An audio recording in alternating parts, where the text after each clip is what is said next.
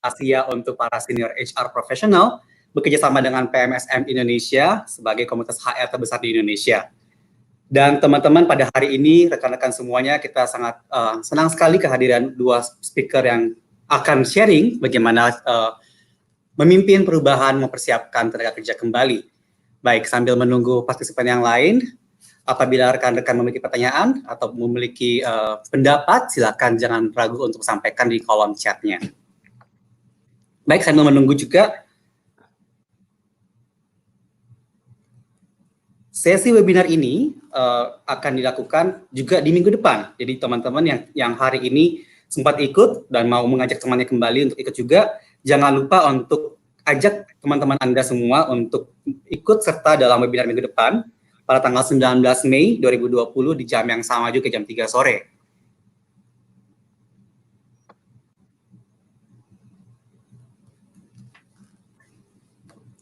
Oke.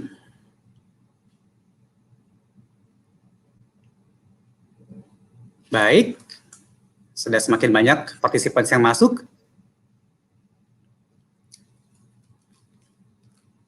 Oke, selamat datang kembali pada teman-teman semua, Bapak Ibu semua, para HR professional di acara webinar session persembahan dari HR Asia, sebuah brand media terbesar di kawasan Asia untuk para senior HR professional, bekerjasama dengan PMSM Indonesia, komunitas HR terbesar di Indonesia.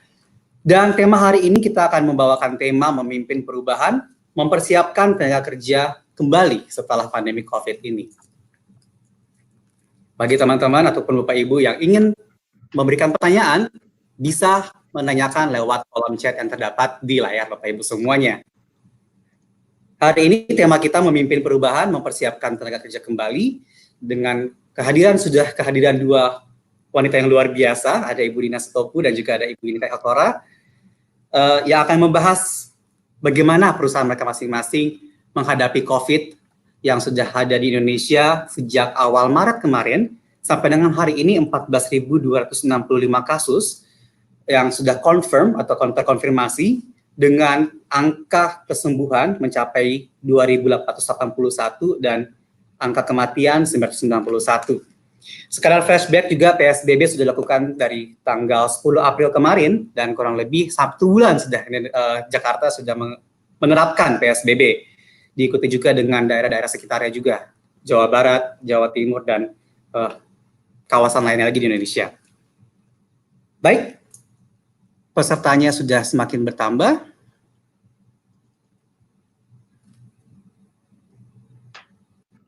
Untuk teman-teman yang mendapatkan benefit hari ini atau manfaat dari sesi ini, jangan khawatir, rekan-rekan bisa juga langsung masuk nanti di sesi minggu depan. Ya, ada juga sesi minggu depan tanggal 19 Mei 2020 di jam yang sama.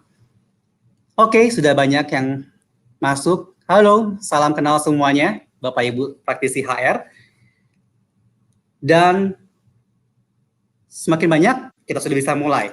Baik, sekali lagi saya mengucapkan selamat datang kepada Anda semua, para praktisi HR di Indonesia, di dalam acara webinar persembahan dari HR Asia, brand media terbesar di kawasan Asia untuk para senior HR profesional, dan juga PMSM Indonesia, komunitas HR terbesar di Indonesia. Dengan tema hari ini, memimpin perubahan, mempersiapkan tenaga kerja kembali. Kalau kita bisa lihat di awal Maret, tanggal 2, itu adalah kasus pertama confirm di Indonesia. Kasus COVID-19 yang sudah terkonfirmasi. Hingga hari ini, di tanggal 12 Mei, biasanya sih jam 4 sore akan diupdate kembali, tapi data terakhir adalah 14.265 kasus yang sudah terkonfirmasi. Dan juga ada 2.881 orang yang sudah dinyatakan sembuh, dan sayangnya ada 991 kasus yang harus meninggal dunia karena COVID-19 ini. Hari ini kita akan membahas topik yang sangat luar biasa, relevan dengan kita semua di bidang HR, yaitu bagaimana kita bisa memimpin perubahan, mempersiapkan tenaga kerja kembali setelah pandemi ini. Telah hadir dua pembicara kita yang sangat luar biasa. Yang pertama adalah Ibu Dina Sitopu. Beliau adalah People and Performance Director Kraft Heinz Indonesia dan juga Papua New Guinea. Untuk yang kedua, pembicara kita yang sangat luar biasa juga, ada Ibu Nita Eltora. Beliau adalah Head of Talent Management L'Oreal Indonesia. Selamat siang Ibu semuanya. Selamat siang Mas Ramsi. Ya, Sehat-sehat Siang semuanya, Bu. juga teman-teman. Saat oke. Baik, teman-teman yang sedang berpuasa, kita ucapkan selamat menunaikan ibadah puasa, semoga lancar. Semoga sesi ini bisa jadi sesi ngabuburit bersama praktisi ya.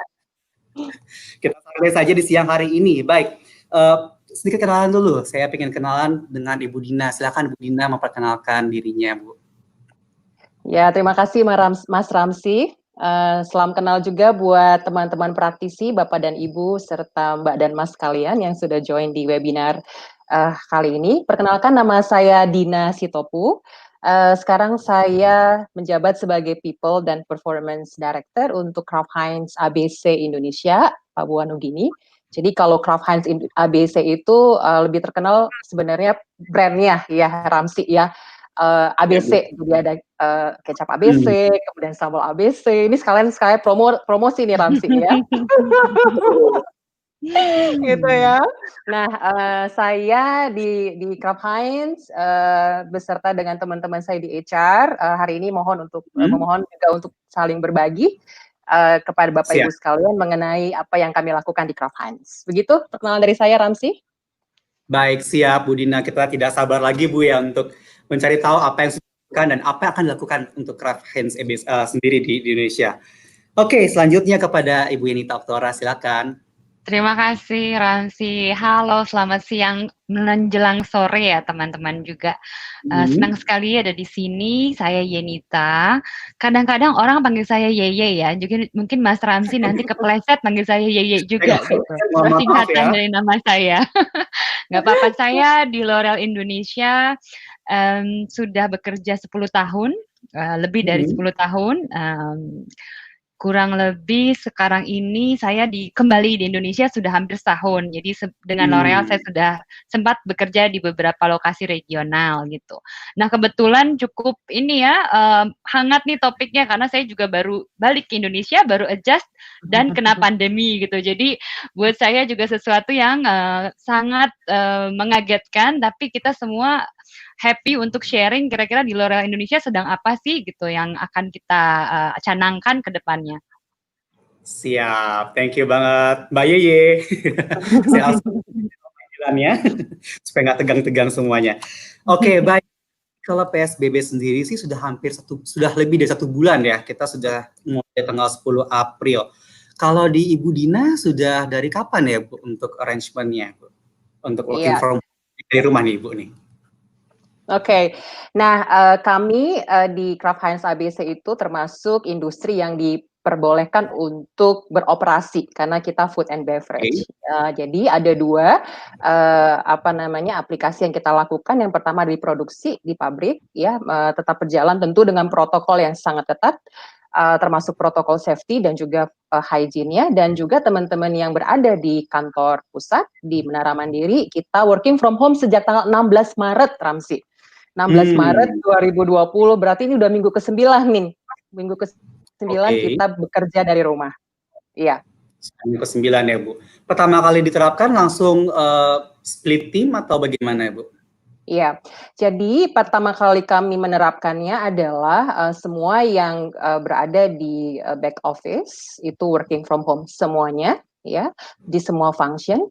Kemudian fungsi-fungsi yang berkaitan dengan produksi atau penanganan produk itu tetap bekerja dengan protokol seperti pemakaian masker, kemudian cuci tangan sebelum masuk, pengukuran suhu tubuh, social distance, physical distancing, semua diterapkan di pabrik kami yang ada di 3 area di Indonesia, gitu. Nah, ada beberapa yang kami siapkan lebih strong, yaitu IT support, ya, karena working from home itu tetap harus dijalankan rutin and rituals, Ramsi, seperti biasa. Artinya ritual-ritual seperti meeting, virtual meeting, training, bahkan Ramsi, kami menerima manajemen trainee sebanyak 13 orang di Kraft Heinz itu melalui online onboarding, sesuatu yang nggak pernah nggak pernah dilakukan dalam sejarah. Jadi pandemi ini memberikan benefit yang luar biasa juga buat Kraft Heinz untuk mengadaptasi situasi dan berubahnya menjadi sesuatu yang efektif. Jadi kami lakukan onboarding 13 manajemen trainee secara online. Demikian juga dengan beberapa training yang kami lakukan juga secara online, beberapa virtual meeting kami lakukan, termasuk juga komunikasi yang kami lakukan secara virtual. Nah, jadi seperti itu yang kami lakukan sejak tanggal 16 Maret hingga saat ini. Wah, luar biasa, Bu. Nanti kita coba dalami, Bu, ya. Ada beberapa key point tadi yang ingin saya dalamin. Tapi selanjutnya kita coba ke Ibu Yenita dulu. L'Oreal gimana nih, Mbak? Boleh diceritakan? Boleh, kurang lebih sama ya dengan ceritanya di Kraft Heinz ya. Mungkin kita bedanya sehari. Kalau di Kraft Heinz tanggal 16 hari Senin waktu itu berarti sudah WFH, kita mulainya di hari Selasa. Mulai full WFH. Untuk karyawan kantor ya, karena sama, kita juga punya karyawan pabrik di mana masih berbuka dan beraktivitas dengan standar kesehatan dan keamanan yang benar-benar dijaga ketat gitu. Nah, tentunya kalau sama ceritanya kita udah committed hiring, nggak mungkin dong kita nggak jadi hire orangnya gitu ya. Jadi sama kita harus berkreasi juga. Aduh, bagaimana nih kita bikin online onboarding untuk karyawan yang baru masuk gitu. Beberapa training kan harus ke cancel ya karena travel restriction. Jadi banyak learning yang pergi ke virtual. Tapi menariknya banyak banget topik-topik learning yang ternyata kita tidak sadar bisa dilakukan, malah jadi dilakukan. Jadi sekarang jadwal tiap hari itu banyak sekali learning. Kita nyebutnya learning never stops ya, atau long distance learning gitu. Di L'Oreal Indonesia sendiri ada singkatan yang lucu nih, namanya LDR. Ya, jadi bukan LDR, long distance relationship, tapi long distance learning gitu. Jadi kita banyak banget virtual classes sampai classes yang tadinya kita tidak sangka akan menarik partisipan, yoga online dengan salah satu karyawan kita yang memang jago yoga gitu ya. Ada parenting class gitu. Jadi engagement ketika WFH ini pun tetap kuat di antara employees kita. Itu sesuatu hal yang saya sangat happy gitu sebagai orang HR di L'Oreal. Kurang lebih gitu sih, Ransi. Jadi kebetulan juga kita sudah biasa dengan arrangement WFH karena di sebelum COVID dan sudah beberapa masa L'Oreal tuh sudah punya WFH policy. Sehingga karyawan itu dalam sehari dalam seminggu itu bisa work from home gitu ya, tentunya dengan disetujui atasan, nggak ada meeting yang memerlukan face to face gitu, dan itu sudah dipraktekkan. Jadi secara IT infrastructure, secara kebiasaan dan habit bekerja long distance itu tuh sudah ada, tinggal ditambahkan gitu ya, diakselerasikan gitu. Dan waktunya dibuat lebih sering ya, dan lebih panjang kayaknya ya. Iya, benar. Harus mau nggak mau sih itu ya, bukan pilihan. Siap. Tadi saya ke Bu Dina dulu nih, Bu. Anak-anak manajemen trainee-nya masuk di tanggal berapa, Bu, kemarin? Itu di bulan April, pertengahan April. Oh, wow. Jadi masih panas-panasnya ya, Bu ya? Panas-panasnya. Benar sekali. Bagaimana, Bu, perusahaan dan juga HR menjaga prosesnya supaya berjalan dengan baik? Apa yang menjadi poinnya bagaimana Ibu bisa mengamankan itu, Bu?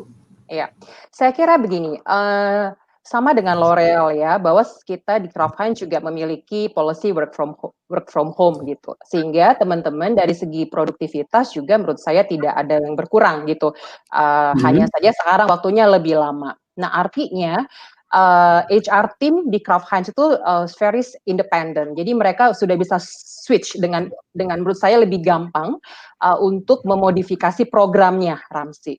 Artinya seperti apa? Agility kita harus dimiliki ya, sehingga seperti tadi kata Mbak Yeye bahwa kalau sudah direkrut nggak mungkin tidak di onboard ya.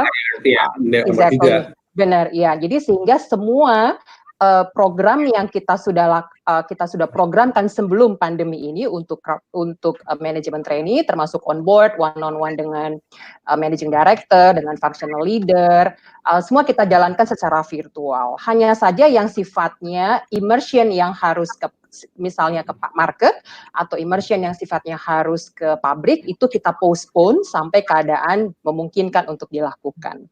Nah, intinya adalah HR team kita juga harus berubah, menyesuaikan dengan keadaan yang ada. Artinya kita juga punya accountability untuk make sure bahwa setiap program yang kita sudah canangkan di awal tahun tetap harus kita bisa deliver di akhir tahun, hanya caranya yang berubah gitu ya.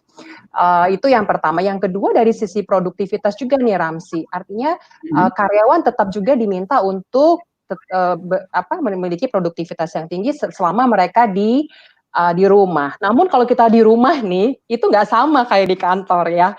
Kalau di kantor kita bisa ketemu dengan teman-teman lain, kita bisa having fun, atau kita bisa relax. Ini juga bisa kerja sendiri ya Bu ya? Iya, kalau di rumah apalagi kayak terutama untuk orang tua seperti saya ya, itu udah pakai 3 topi, kadang-kadang jadi mbak juga karena harus beli makanan online, ngurus anak, dan bekerja. Jadi juga tingkat stresnya juga tinggi, sehingga kami juga membuatkan program-program yang kita sebutkan new routines gitu. Artinya sesuatu yang kita munculkan untuk membuat semua orang stay connected. Itu tuh the feeling of connected itu yang perlu dimunculkan. Besok tuh Ramsi jam 11 siang akan ada jam session di Club Heinz. Bisa join juga nanti Ramsi. Di mana ada band which is itu internal kita yang akan ngejam dan bisa request lagu. Itu besok jam 11. Kita juga lakukan cooking class. Cooking class-nya ini bukan hanya karena kita punya chef, tapi kita membuat kompetisi di antara karyawan A versus B, dan mereka akan lakukan virtual competitions untuk cooking class. Jadi kreativitas itu yang kita munculkan sehingga teman-teman walaupun di rumah yang mungkin stress levelnya bisa jadi lebih tinggi, tetap bisa merasa seperti di kantor, stay connected dengan teman-temannya yang lain di office yang seperti sebelumnya. Wow, sangat luar biasa Bu ya. Tadi kalau saya bisa bilang bahwa memang ini HR dituntut untuk lebih agile, berpikir secara kreatif juga, memanfaatkan semua yang ada virtual kita, dan yang pasti tetap accountability dijaga ya, responsibility kita tetap diutamakan di situ, dan menjadikan ini sebagai new routines dengan feeling connected Bu ya. There's a very good implementations of ideas di sana Bu ya, di Kraft Heinz sendiri.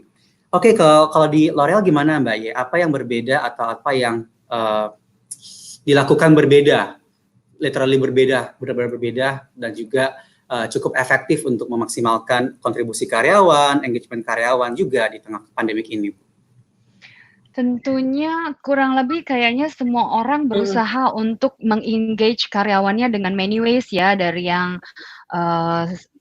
fun activity, learning activity gitu ya, dan juga memastikan bahwa produktivitasnya tetap jalan.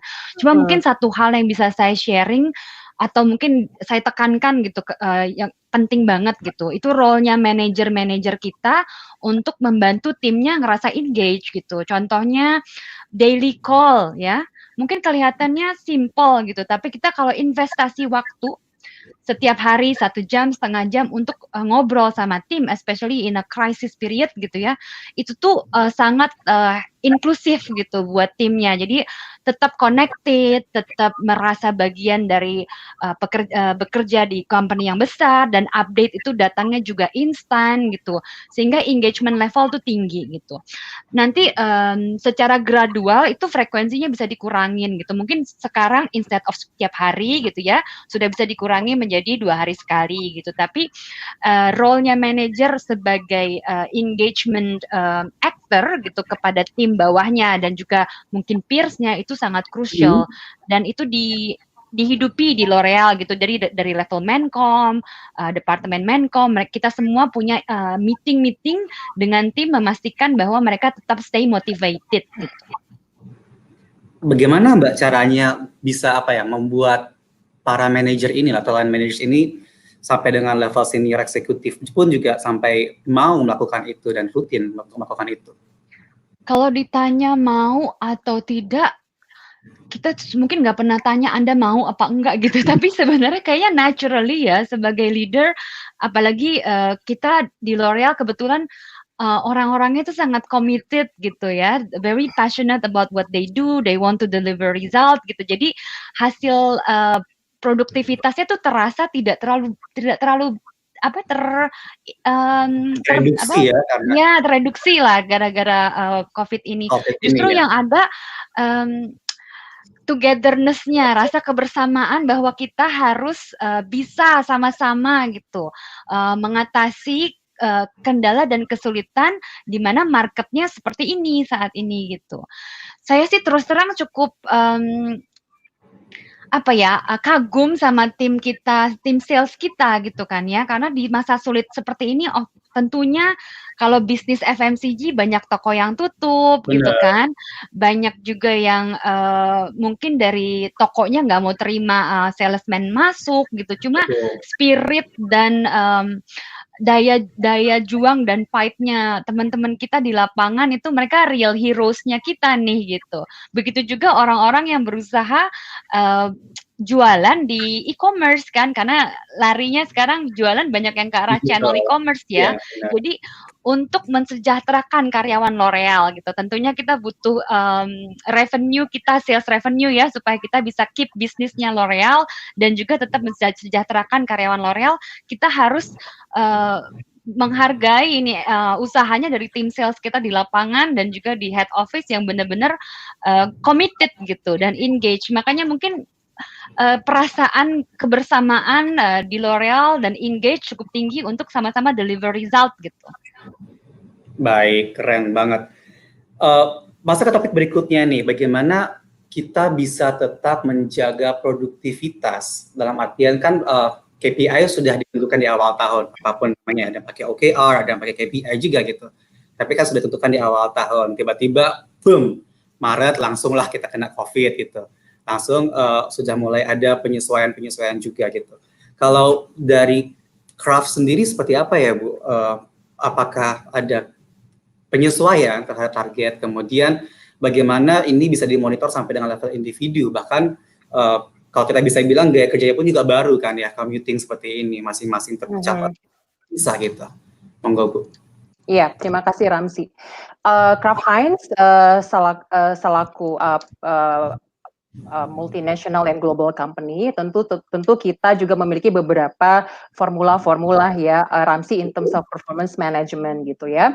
Artinya pandemi ini kan tidak semua orang mengharapkan ya, dan ini pandemi ini terjadi di seluruh negara, di banyak negara, bahkan kalau saya bilang hampir 80% negara ya juga terimpact dengan pandemi ini. Jadi sesuatu yang memang tidak kita harapkan bersama-sama, sehingga dari global Kraft Heinz sendiri melakukan beberapa evaluasi kembali terhadap target-target tentunya ya, termasuk juga perhitungan-perhitungan bonus, misalnya pencapaian bonus itu dilihat ulang dan diberikan fleksibilitas yang sudah kami announce ke karyawan kami ya, sehingga kita masih bisa melihat visibility untuk outperform, bahkan ya untuk Indonesia despite pandemi seperti ini, kita masih lihat visibility kita untuk bisa outperform and delivery beyond expectation towards this year gitu. Itu yang pertama.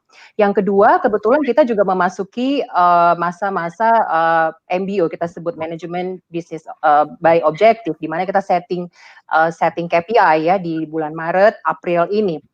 Dan kita lihat kembali, review kembali hal-hal yang kita bisa adjust ya terkait dengan pandemi ini misalnya. Jadi setiap orang itu diberikan visibility untuk juga menyampaikan concern-nya kepada atasannya tentu saja, dan menyampaikan bahwa objektif ini kemungkinan tidak bisa dilakukan dan kita memberikan target baru.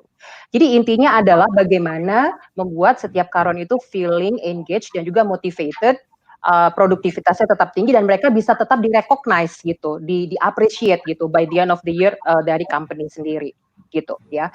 Nah, yang paling penting yang kedua adalah sebenarnya komunikasi. Itu yang paling penting menurut saya. Komunikasi ini yang harus sering, bahkan menurut saya over communicate untuk di masa-masa sulit seperti ini ya, melalui banyak channel. One on one is the very important things gitu. Yang kedua adalah bagaimana kita juga mendengarkan dari karyawan. Sifatnya tidak top down, dari manajemen diberikan sesuatu ke karyawan, nggak seperti itu. Bagaimana kita involve juga menanyakan karyawan apa yang mereka khawatirkan, apa yang menjadi concern mereka. Through apa? Kami membuat mengadjust sedikit sistem kami di performance management, di mana kami juga menanyakan tentang akurasi dari objektifnya, sudah akurat atau belum. Kemudian targetnya dan aktualnya bagaimana, sehingga mereka juga bisa bersuara menyatakan, oh ini target saya belum actual, ini ada yang harus dirubah, dan kami capture itu terus sistem gitu. Jadi kami tambahkan juga satu pertanyaan yang berkaitan dengan feedback dari teman-teman terhadap objektif mereka, terhadap target mereka. Begitu, Ramsi. Oke. Komunikasi ya itu penting juga ya. Jadi walaupun sudah disetting di awal, tetapi juga proses evaluasi atau relook lagi itu diperbolehkan lagi ya, Bu ya. Asal ada komunikasi yang baik dengan atasan masing-masing. Benar sekali, ya. Siap ya, Bu. Kalau di L'Oreal gimana, Mbak? Apakah ada perubahan? Ya, pastinya kita review, bahkan nge-review berkali-kali ya, karena kan situasinya kalau kita bilang VUCA ya, volatile, unpredictable gitu. Jadi sehingga apa yang kita rumuskan sekarang gitu, penyesuaian target gitu kan, bisa jadi dalam 2-3 hari ke depan kelihatannya tidak demikian karena tiba-tiba channel A atau channel B tutup gitu, karena anjuran dari pemerintah. Jadi sebenarnya yang diperlukan adalah agility dari teman-teman kita sih ya, dari manajemen, agility policy gitu. Ini topik yang berbeda, tapi menurut saya penting sekali sebuah organisasi itu memiliki kemampuan untuk bisa berubah dengan cepat gitu ya, dan mengambil keputusan di saat-saat krisis seperti ini gitu, di mana itu menjadi basis kita supaya bisa bergerak gitu dengan lebih mudah gitu ya, kalau agile gitu ya. Ini pakai gerakan tangan gitu. Soalnya kalau terlalu banyak, misalnya terlalu banyak proses gitu, terlalu banyak layer, kadang-kadang hierarki atau lama decision making, sehingga jadi agility-nya tuh kurang. Sementara di masa krisis seperti ini itu yang justru dibutuhkan gitu. Pastinya ada penyesuaian supaya kita memastikan bahwa target itu rasional dan achievable, bukan sesuatu yang datang dari langit dan semua orang menangis karena tidak bisa achieve gitu kan. Kita mau memastikan bahwa itu ada sesuatu yang bisa dimengerti dan disetujui oleh karyawan dan juga manajemen. Kalau saya bisa garis bawahi dari kedua tadi, sangat penting ya untuk organisasi untuk stay aware dengan apa yang terjadi di lingkungan kita untuk bisa mengadaptasi diri dengan baik. Dan yang kedua adalah harus relevan juga, ya kan? Karena kalau kita menggunakan pakem-pakem yang lama, nggak relevan lagi dan bisa jadi menggerus winning competitive advantage kita sendiri di situ. Oke, baik. Nah, kita masuk ke inti topik nih, memimpin perubahan, mempersiapkan tenaga kerja kembali. Kalau dari bisnis masing-masing, di perusahaan masing-masing, Ibu, forecast-nya ini sampai kapan sih sebenarnya? Walaupun pemerintah pun banyak versi ya, Bu, ya, sekarang yang prediksi dari lembaga 1, lembaga 2, lembaga 3 itu beda. Tapi how do your business prepare for this? Sampai kapan sih sebenarnya kita? Oke, so thank you Ramsi. Jadi tidak ada satupun orang yang bisa memastikan kapan pandemi ini akan berakhir, benar nggak? Dan bahkan mungkin kita baru bisa sedikit bernafas lega kalau vaksinnya sudah ditemukan, benar nggak Ramsi ya? Nah sehingga yang kami lakukan di Craft adalah kami selalu merencanakan untuk long term. Ya, artinya di masa pandemi seperti ini tetap diskusi kami adalah diskusi tentang growth. Untuk memaksa kita memastikan bahwa kita menemukan alternatif solusi untuk bisa growing the business. So that's the topic. Jadi the winning mindset itu tetap harus ada dalam diskusi kita, ya. Kemudian yang kedua adalah tentu kita merencanakan, kemudian kita eksekusi, tapi kita review kembali karena situasi seperti ini tidak ada satupun policy yang bisa stay forever menurut saya. Tidak ada satupun strategi yang bisa stay forever. Contohnya, e-commerce. Kita lihat peningkatannya, wow, it's almost double than our plan last year, for example, gitu ya. Jadi sesuatu yang memang kita harus lihat kembali, eksekusi, kemudian kita review. Dan kita rencanakan kembali seperti itu cycle-nya. Tetapi tetap dalam setiap pembicaraan, diskusinya itu harus diskusi yang menurut saya adalah moving towards a positiveness ya, moving towards a growth mindset, more towards that gitu. Sehingga kalau ada blocking misalnya, atau kalau ada pressure, atau kalau ada misalnya sesuatu yang menghambat karena kita mau growth, then as a team kita bisa mempolakan cara yang lebih baru gitu. Dan yang paling penting juga di masa seperti ini adalah kolaborasi. Ramsi, tidak ada satupun perusahaan yang bisa menentukan secara sendiri, sehingga keterlibatan yang kami sebut extended leadership team, ya, kami juga melibatkan para manajer untuk making decisions for the company, sehingga setiap bulan, walaupun kami working from home, kami tetap lakukan yang kami sebutkan leadership forum, gitu, di mana kami sangat transparan kepada manajer kami dan juga kepada karyawan kami melalui town hall virtual. Tentang kondisi perusahaan, bad or good. Transparansi, itu yang paling penting. Yang kedua adalah ajakan kepada setiap karyawan, atau kami sebut owners ya, kalau di Kraft itu semuanya owners of the company, untuk terlibat gitu, untuk terlibat dalam keputusan-keputusan yang ada di perusahaan dan sekaligus melakukan eksekusinya di lapangan. Gitu, Ramsi. Oke. Kalau di L'Oreal gimana, Mbak Ye? Coba mungkin yang mau digali sebelah mananya? By business, kemudian strateginya memperkirakan masa-masa kita nggak akan berakhir atau kita akan ini masa-masa penyelesaian diri karyawan kita sendiri seperti apa? Kita sekarang termnya yang lagi kita pakai itu bounce back ya. Kalau kita lama-lama ada di situasi di mana kita ngerasa, aduh ini kita udah kerja di rumah dan biasanya kurvanya udah mulai menurun nih, udah mulai kangen, balik lagi ke kantor gitu ya. Kalau misalnya kita tidak jaga dengan positivism gitu kan, mindset positif tuh takutnya nanti turun ke bawah lagi dan mulai agak lebih sedih, depres gitu ya. Jadi saat ini yang kita harus komunikasikan gitu dan juga kita hidupi gitu ya. Kalau komunikasi nggak ada isinya kan percuma ya gitu.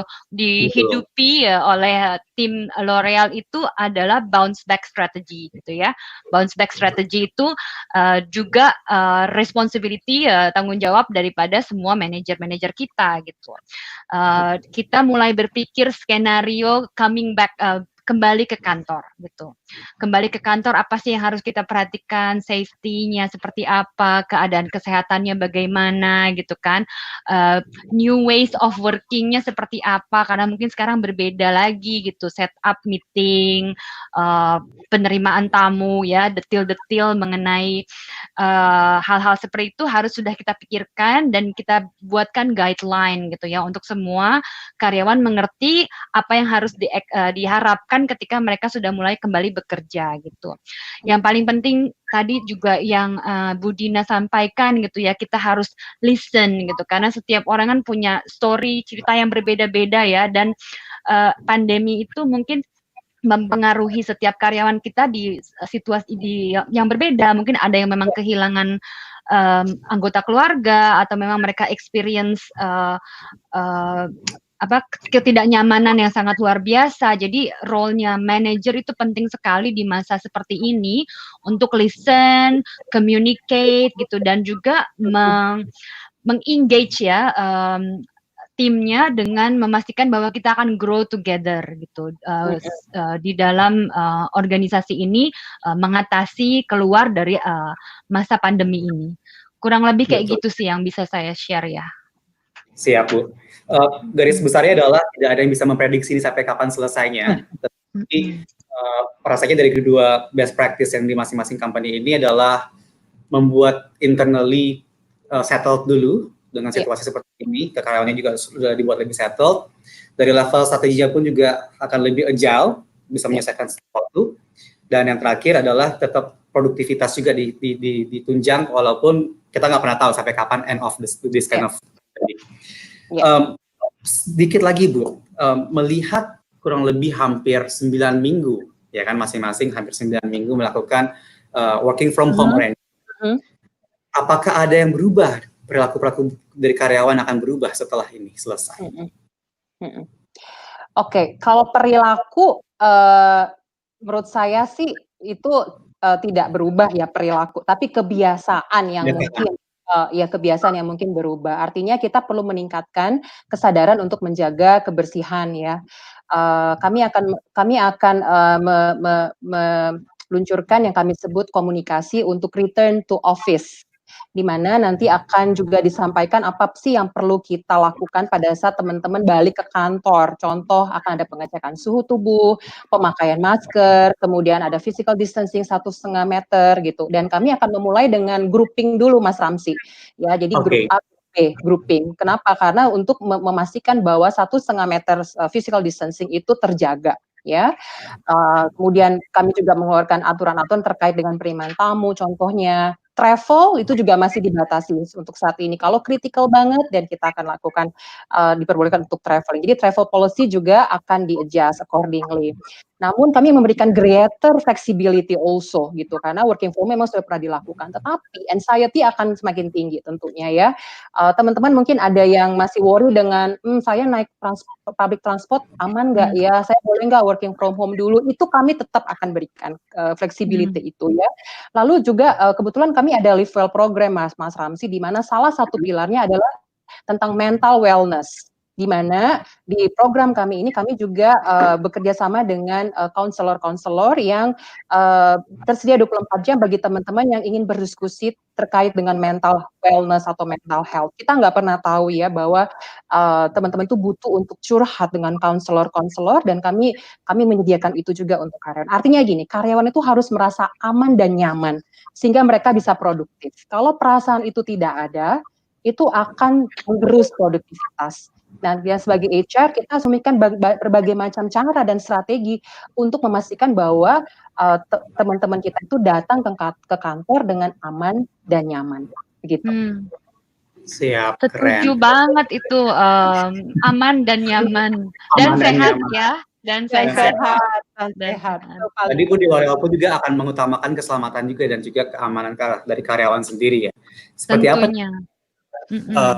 arrangement-nya akan seperti apa ya nantinya? Sama ya kurang lebih ya karena mungkin logikanya kalau memang kita keluar dari masa pandemi kita tetap harus menjaga standar kesehatan keamanan tertentu ya di tempat bekerja gitu. Jadi kalau kita mulai pun kita akan mulai dengan kapasitas 25% itu guideline-nya L'Oréal seperti itu. Jadi 25% kapasitas karyawan di kantor. Jadi mungkin minggu ini hanya grup A, minggu depan grup B, grup C, grup D. Nanti baru setelah berhasil selama 4 minggu, nanti bulan depan gitu ya, minggu kelimanya berarti grup A dan B bisa bareng gitu. Supaya kita gradual gitu, namanya kita keluar dari perubahan sesuatu yang cukup besar, kita nggak bisa kayak balik tangan terus semuanya oke gitu. Tentunya kita harus adaptasi dengan situasi yang baru gitu kan, dan kita lihat apakah ini situasinya manageable atau enggak gitu kan. Tentunya semua persyaratan kesehatan, ruangan isolasi ya, cek temperatur dan sebagainya itu pasti akan diimplementasikan ya protokolnya, logistiknya itu diimplementasikan tanpa adanya flexibility yang situ tuh kita nggak boleh main-main sama kesehatan, kenyamanan karyawan. Yang menarik sih kita memastikan ya yang baru di launch ya, ada e-learning modul yang menjadi mandatory gitu buat karyawan L'Oréal sebelum kita kembali ke kantor gitu. Isinya e-learning modulnya 20 menit paling mengerjakannya, cukup basic. Tapi kadang-kadang untuk basic itu aja kita suka lupa ya mengingatkan standar higienis itu seperti apa di masa pandemi. Contohnya mungkin kalau saya tanya sama teman-teman, gerakan cuci tangan tuh ada berapa sih sebenarnya gitu. Ramsi tahu nggak mungkin gerakan cuci tangan ada berapa? Ya, saya cuma tahu ada lagunya kalau nggak salah gini, gitu ya. Iya, tadi saya hitung sendiri ada 7 ya, dari mulai depan, belakang, finger gitu. Jadi memastikan bahwa itu tuh udah dilakukan sama semua karyawan, memastikan higienis di sisi tangan itu sendiri tuh menjadi sesuatu yang memang sangat penting gitu. Jadi kalau ditanya perilakunya berubah nggak? Perilaku yang lebih higienis gitu ya, menjaga standar keamanan higienis dan juga self care itu pasti akan lebih tinggi di karyawan kita gitu. Jadi kita pun harus memastikan kita memfasilitasi hal tersebut dan menjaga karyawan kita supaya tetap sehat gitu. Poin ke selanjutnya mungkin mengidentifikasi karyawan-karyawan beresiko gitu kan. Kan WHO udah ada guideline tuh, misalnya Betul. kalaupun kita mau kembali ke kantor, kita harus memastikan bahwa kita jagain mereka yang riskan, yang mungkin lagi hamil, punya penyakit diabetes, itu hipertensi atau hal-hal seperti itu ya, supaya mereka juga tetap merasa secure dengan bisa tetap kerja di rumah ataupun yang keluarganya punya gejala. Nanti kita di e-learning modul itu juga akan diajarkan ke teman-teman untuk bagaimana sih ritual setiap hari sekarang setelah nanti kalau udah mulai ke kantor, dari bangun tidur apa yang harus ditanya? Tanya sama diri sendiri, saya sehat nggak ya hari ini? Tenggorokan sakit nggak ya? Gitu, temperatur saya gimana sebelum saya memutuskan untuk berangkat ke kantor gitu. Jadi mungkin dari segi awareness mengenai kesehatan diri sendiri, itu akan lebih tinggi nantinya buat semua orang di globally gitu kayaknya ya. Oke, kata kuncinya adalah workforce ataupun karyawan akan apa ya, memiliki sebuah standar yang lebih tinggi lagi terkait dengan kesehatan juga kebersihan. Yang mana kita pun praktisi HR pun harus bisa apa ya, memenuhi kebutuhan tersebut sebelum menerapkan kembali arrangement untuk melakukan pekerjaan dari kantor kembali ya. Dan dari pun dari kedua company ini pun juga akan membatasi terlebih dahulu secara gradual. Yang tidak boleh di-cutting adalah atau tidak boleh dibuat fleksibel adalah standar protokolnya. Ya, betul. Juga dari sekarang ini supaya menjadi kebiasaan ketika sampai ke kantor, kebiasaan tersebut pun bisa dikembalikan lagi ya. Oke Bu, kita akan coba masuk ke kolom pertanyaan. Ini cukup banyak pertanyaan yang masuk. Untuk rekan-rekan yang ingin bertanya, jangan khawatir, bisa langsung masukkan ke dalam kolom chatnya. Saya akan coba bacakan. Tadi beberapa sudah kita bahas di sebelumnya ya, terkait dengan bagaimana monitoring performance gitu. Nah, tim sales katanya ini, di Kraft dan L'Oreal cukup banyak tim sales lapangannya. Saat ini trennya mengarah ke digitalisasi. Apa yang dilakukan kepada tim sales lapangan di Kraft dan L'Oreal terkait perubahan ini? Jadi ini topiknya bukan lagi ngomong tentang pandemik, tetapi in general, shifting dari beberapa channel-channel yang dulunya masih offline, tetapi kita pindahkan ke dalam virtual. Bahkan sudah ada yang bilang sebagai apa ya, omni-channel juga ya. Jadi menggabungkan dua experience brick and mortar dan juga klik ini ke satu konsep yang bersamaan. Kalau di Kraft Heinz dan juga di L'Oreal, monggo untuk sharingnya. Oke. Reviewing channel ya, atau namanya kita sebut white space ya, itu tidak dilakukan pada saat pandemi, Ramzi, kalau di Kraft Heinz. Jadi kita sudah ada diskusi sebelumnya, hanya pandemi ini membawa percepatan terutama di e-commerce channel ya. Digital transformation ke boost gara-gara campaign ya, bukan karena komitmen CEO, tetapi karena semua ke boost. Iya, exactly. Nah, apa yang kami lakukan di Kraft Heinz sebenarnya itulah pentingnya yang kami sebut diskusi dan gathering all the feedback, sehingga reality kita bisa implementasi dengan plan yang cukup valid dan solid ya. Nah, kami selalu lakukan namanya innovation meeting setiap minggu, terutama dengan tim sales and marketing untuk melihat dinamika, bukan hanya dinamika sales doang gitu, tapi dinamika consumer, karena behavior consumer juga berubah. Ya, sehingga apa yang kami lakukan, kami adapt to what consumer want sama apa yang customer needs gitu. Nah, dari channel-channel yang ada, kalau saat ini kalau di Kraft Heinz kita ada beberapa channel, GT, MT, e-commerce, food service ya. Kita lihat yang paling terhit adalah food service karena restoran dan segala macamnya juga tutup ya, sehingga memang agak declining food service. Tapi teman-teman yang di food service mereka masih super sibuk. Ya, kenapa? Karena mereka mempersiapkan tentunya pada saat pandemi ini berakhir ataupun mendeclining gitu, mereka sudah bisa entering the channel and with full speed gitu. Jadi tidak ada masa untuk misalnya salesnya jadinya diem, enggak gitu, malah salesnya tim kami makin berkreativitasnya dimunculkan untuk melihat apa yang kita bisa membuat, kolaborasi apa yang kita bisa luncurkan, program apa yang kita bisa berikan ke community. Minggu lalu kami baru luncurkan gerakan Ramadan untuk para lansia untuk Kraft Heinz ABC mungkin bisa dilihat di CNN, di mana kami, terutama marketing dan sales itu berkontribusi untuk membantu para lansia yang ke-impact pandemi ini, dan kami menyumbangkan sekitar 7,5 miliar melalui pembelian produk-produk ABC di minimarket gitu. Jadi kita juga akhirnya melihat, oh community, apa yang kita harus lakukan untuk community kita terkait dengan produk kita. Jadi itu juga di saat yang bersamaan kreativitas itu, penyesuaian itu terjadi gitu. Mungkin itu menjawab. Jadi untuk sales malah mereka semakin sibuk nih ya untuk adjust sana sini, channel yang tutup atau channel yang declining, food service misalnya, mereka juga prepare the plan. Once itu dibuka, then mereka bisa full speed gitu untuk bisa masuk ke pasar dan untuk men-serve para customer yang ada di Indonesia. Gitu Ramsi. Untuk saat ini GT dan MT-nya masih tetap jalan, Bu? GT MT malah GT ada beberapa pasar terimpact, tapi pasar memang mereka jam tutupnya yang mungkin berubah ya, tapi mereka tetap berkegiatan karena food and beverage tentunya. Modern trade juga seperti itu. Jadi mall masih buka, khususnya untuk yang groceries ya. Jadi kegiatan masih banyak. Hanya memang misalnya mereka lakukan meeting di pagi untuk briefing dengan salesman contohnya, itu nggak bisa dilakukan lagi karena kan ada physical distance, mereka harus lakukan via online misalnya gitu ya. Terus pasar lebih cepat tutupnya gitu. Tapi di waktu-waktu yang dimungkinkan pasar ini buka, misalnya mesti 3 atau 4 jam, mereka tetap entering the market gitu. Tentu dengan prosedur protokol yang sudah diberikan oleh company. Oke, Bu, thank you banget sharingnya ini di bagaimana sales di bidang FMCG khususnya food and beverage. Kita masuk ke beauty industry. Gimana? Sama aja sih sebenarnya ceritanya ya, mirip ya. Jadi kan kita harus lihat sebenarnya yang masih potensial untuk grow tuh di channelnya yang mana gitu. Dan yang mana yang memang karena pandemi kita nggak bisa gerak gitu kan. Jadi tim harus adjust the way we work gitu. Memang kalau ditanya L'Oreal yang paling kena tuh yang paling hit apa sih? Mungkin teman-teman bisa tebak itu mungkin divisi salon ya gitu. Karena kan memang salon tutup gitu ya, profesional.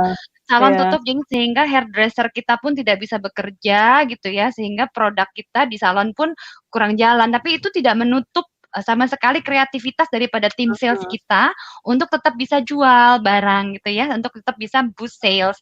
Karena kan sekarang udah banyak sekali channel-channel yang dimana mereka bisa WhatsApp konsumennya gitu kan, mereka bisa buka online shop gitu. Jadi tetap aja kita mencari caranya supaya kita bisa tetap memberikan partner-partner kita, dan bukan cuma untuk L'Oreal ya, karena hairdresser gitu kan, tim toko juga kan partner kita, memberikan mereka kemampuan untuk berjualan dengan memberikan juga tambahan learning kepada mereka gitu, upskilling ya, upskilling bagaimananya cara jualan secara digital misalnya seperti itu. Tapi kalau ditanya apakah berarti semua tim sales kita nanti akan pergi ke digital, saya rasa enggak gitu kan, karena setiap general trade itu Indonesia tuh besar banget gitu ya. Dan mungkin kalau di Jakarta penetrasi daripada online, orang belanja online tuh kuat karena dekat gitu ya, dan banyak sekali moda transportasi dan supply chain-nya cukup mumpuni gitu. Tapi kan banyak masyarakat Indonesia yang di luar Jabodetabek gitu, di Sumatera, di Kalimantan, di mana kalau mereka beli online shop, beli suatu barang nyampenya minggu depan, mungkin mereka nggak mau nunggu gitu.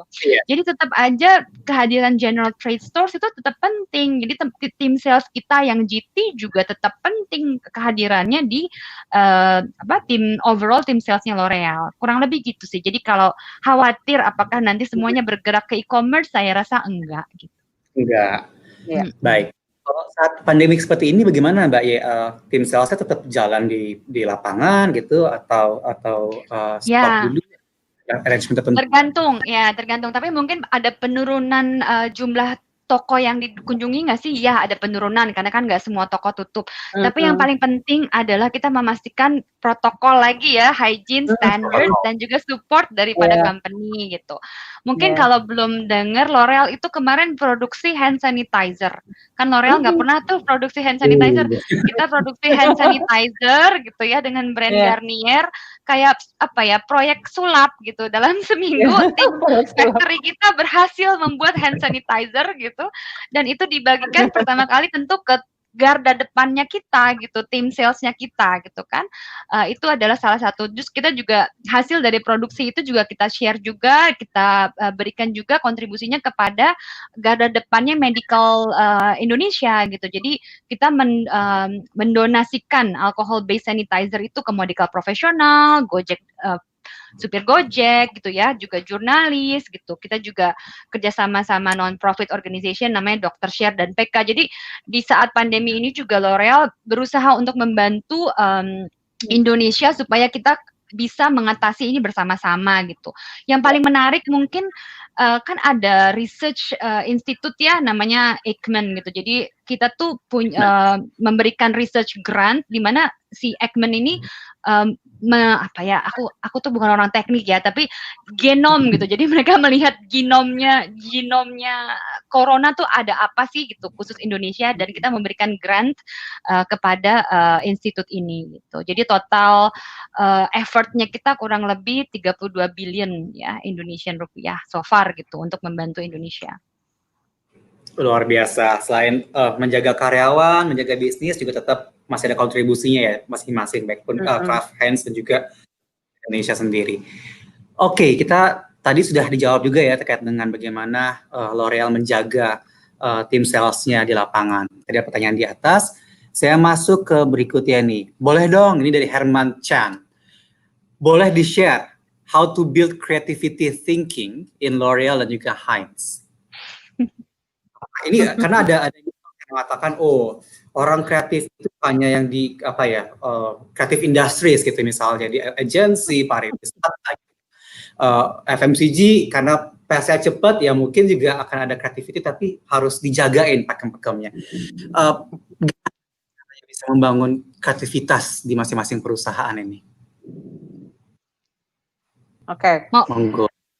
Oke, kreativitas itu kalau kita lihat bukan sesuatu yang spektakuler ya. Jadi kalau kreativitas equal dengan spectacular ideas, menurut saya nggak semua orang bisa mencapainya gitu. Start with the baby step, start with the small things. Nah makanya setiap minggu tuh kita ada sebutkan innovation meeting, di mana kita gather everyone untuk kasih idea, tentu berdasarkan data-data dan fakta.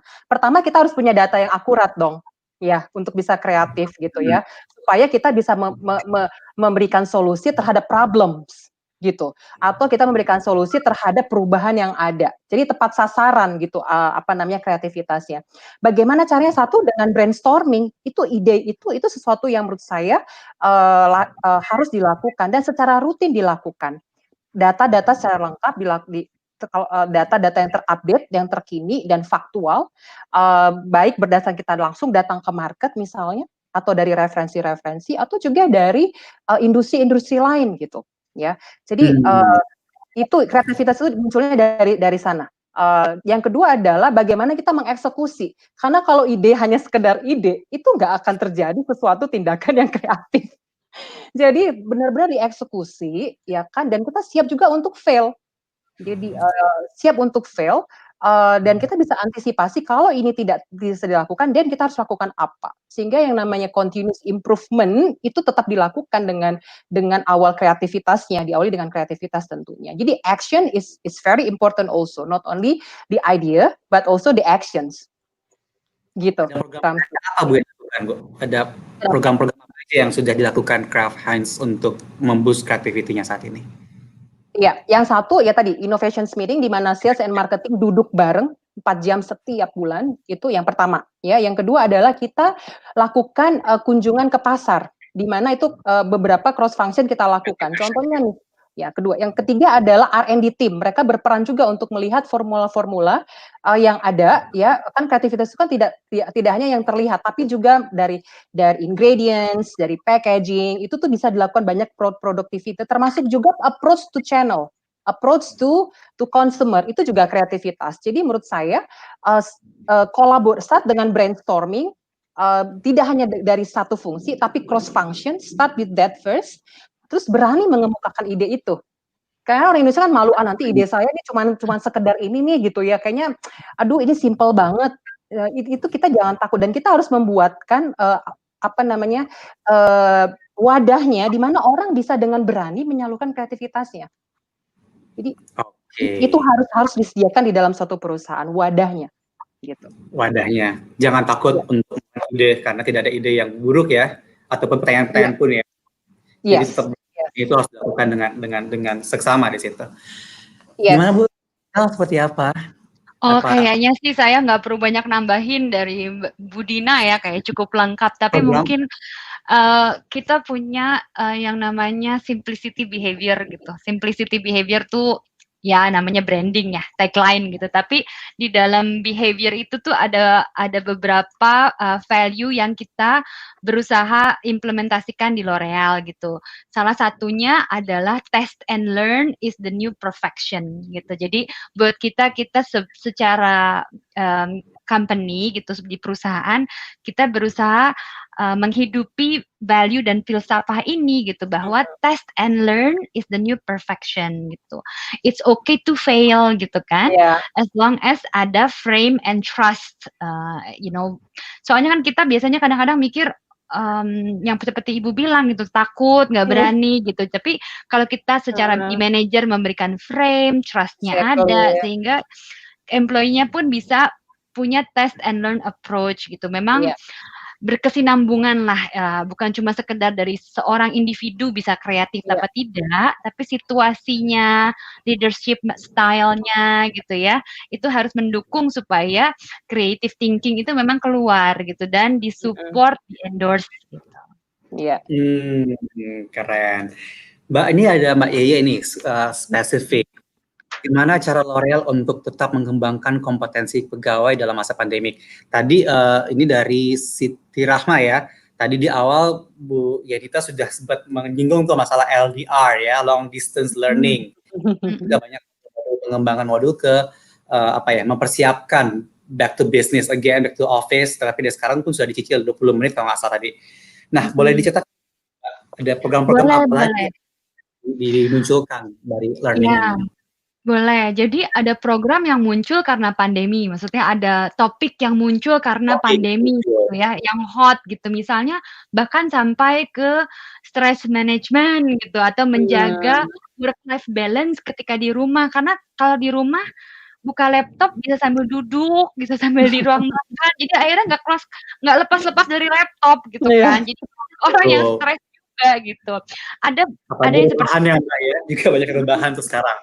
Ada yang seperti itu, tapi juga kan ada topik-topik yang memang dibutuhkan ya, must have learning gitu buat seorang employee gitu kan. Nah itu juga kita yang tadinya dilakukan live in person, dilakukan secara virtual gitu, baik dari internal trainer ataupun external trainer gitu. Tadi mungkin sama Ibu Dina juga di Craft seperti itu. Jadi misinya untuk mengembangkan karyawan itu tidak akan putus karena pandemi gitu. Justru yang ada kita akan meningkatkan lagi program-program dan offernya trainingnya L'Oreal supaya bisa memfasilitasi kebutuhan baru daripada karyawan gitu. Baru-baru ini juga dirilis kalau di L'Oreal sebagai karyawan kamu juga punya akses ke Coursera. Jadi ada beberapa modul Coursera yang bisa dijalani secara gratis gitu ya. Nah ini juga kalau memang ternyata load pekerjaan menurun di WFA dan punya waktu lebih banyak untuk mengembangkan diri, bisa individually initiate gitu, karena learning itu bukan lagi prinsipnya harus dicekokin gitu sama company ya, udah nggak model. Udah on demand ya sekarang. Udah on demand, jadi learning is about you wanting to develop yourself, jadinya kuncinya ya kita kasih ke Anda gitu, kita ada ruangan-ruangan nih, kamu bisa masuk ke ruangan development yang mana, ini kuncinya silakan take charge of your own development gitu. Membuat karyawan semakin mandiri juga. Karena sudah fasilitasi, sedangkan karyawan lebih ke what you need and then you go for it gitu ya. Siap. Ini banyak komplimen ini kepada Bu Yenita, so humble, test and learn-nya agreed. Bu Dina, innovation meeting-nya akan dicoba di tim good advice. Nah ini nih, di sudut operasional, ini pertanyaan terakhir ya mungkin ya. Di sudut operasional dalam pandemi ini, gimana untuk SPG bisa termotivasi di toko? Very, very operational. Frontline bahkan. Monggo ke Bu Dina. Ya. Baik ya. Kalau kita ngomongin SPG ya, tentu bukan hanya SPG sebenarnya, everyone, termasuk saya dan kita bertiga ya. Bagaimana kita bisa motivated? Kuncinya adalah balik lagi ke atasan ya. Manager itu play a very critical role. Ya, manajer tuh bukan berarti harus manajernya, tapi atasannya bisa jadi supervisornya, tim leadernya. Nah, kita tuh sebagai manajer dan tim leader tuh harus motivated dulu gitu. Baru kita bisa memotivasi teman-teman kita di lapangan gitu. Jadi kuncinya setiap hari diawali dengan briefing itu kita berikan briefing yang memotivasi teman-teman di SPG tentunya kan mereka di garda depan nih. Ya, garda depan dan kita harus yakinkan bahwa mereka aman dan sehat gitu dengan masker yang sudah disediakan, protokol-protokol yang kita sediakan. Terus kalau mereka ada concern, berikan waktu untuk mereka berbicara, menyampaikan apa concern mereka. Saya kira itu dibutuhkan bukan hanya oleh SPG tapi oleh semua kita didengar dan diberikan respon. Jadi itu yang menurut saya yang paling penting dilakukan. Dengar dan berikan respons. Luar biasa. Untuk L'Oreal gimana? SPG. Iya, jadi kan kita harus ini di belakang harus ada dipikirkan dulu nih gitu ya kan dari semua toko yang tutup bisa nggak sih sebenarnya pertanyaan pertama dialokasikan ke memang toko yang buka atau ada potensi salesnya karena kan kalau sebagai karyawan berdiri di depan toko yang tidak ada tamunya juga kan nggak fulfilling gitu ya gitu kalau spesifik SPG. Jadi sebagai manajemen atasan karyawan kita harus memastikan bahwa memang ada opportunity supaya si karyawan itu bisa membuahkan hasil dari pekerjaannya. Itu paling penting karena membuahkan hasil dan merasa perform itu fulfilling ya buat seorang individu gitu.